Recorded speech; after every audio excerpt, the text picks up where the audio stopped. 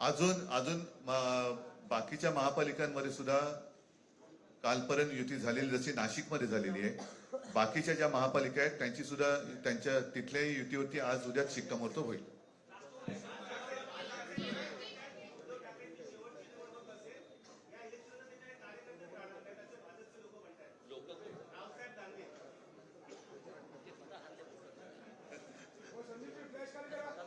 त्यांच्यावरती प्रतिक्रिया देण्याच्या तरी पातळीचे राहिलेत का ते? त्याला त्यांच्या पक्षात सुद्धा कोण विचारत नाही.